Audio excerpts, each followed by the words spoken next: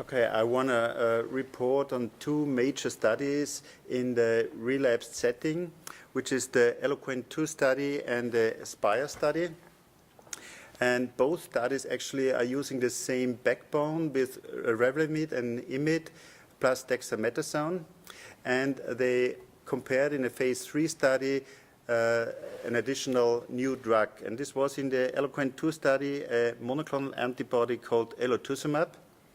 And this is an antibody that targets a surface molecule which is called SLAMF7. SLAM stands for surface leukocyte activation molecule. And this molecule is not only present on myeloma cells, but also on natural killer cells. So this antibody doesn't only target the myeloma cell itself, it binds to the natural killer cells and then enables these NK cells to increase their activity against the myeloma cell. So in this randomized phase 3 study, what they found was that by adding the antibody to the lenalidomide dexamethasone combination, that the progression-free survival was significantly improved from 14.9 months to 19.4 months. And also the overall response rate was increased with the 3-drug combination.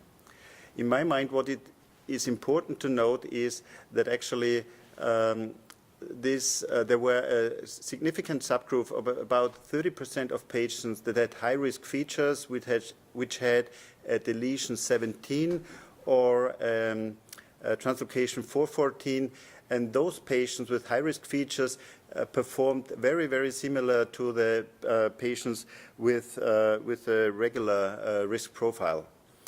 And the second very important finding is that there was no difference in age groups. So basically patients over or under 60 years of age tolerated the 3-drug combination similar to the other age group, and the response rates and the progression-free survival were very comparable.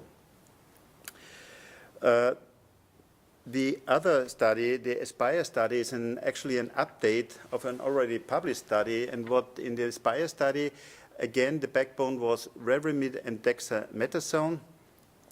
And they added a new irreversible proteasome inhibitor called carfilzomib. And when they added carfilzomib, there was a dramatically increased progression-free survival seen in all subgroups. And what they did in this subgroup analysis here at the ASCO meeting, they compared those patients with only one prior line of therapy to those with 2 or more lines of therapy. And what they reported was actually that the progression-free survival in those patients with only one prior line is outstanding, with 29.6 months compared to 17.6 months. So there's a 1 year increase in progression-free survival with the addition of carfilzomib. But interestingly, although those patients with 2 or more prior lines had also a very, very good progression-free survival with 25.8 months compared again with 17.7 months with the 2-drug combination with lenalidomide and dexamethasone only. So in total, we have 2 interesting studies using the same backbone and showing that the addition of a 3rd drug increases dramatically the progression-free survival. On the other hand, we don't have overall survival data yet. And one also has to say that this is probably, so this is a quite new era, I would say, in the treatment of multiple myeloma. But on the other hand, it's, for the moment at least, it's less comfortable for the patients because with the Revlimid dexamethasone, they can stay at home and just take the pills. And by using either the antibody elotuzumab or the carfilzomib, they have to go to the doctor much more frequently because these drugs have to be given intravenously, at least at the moment.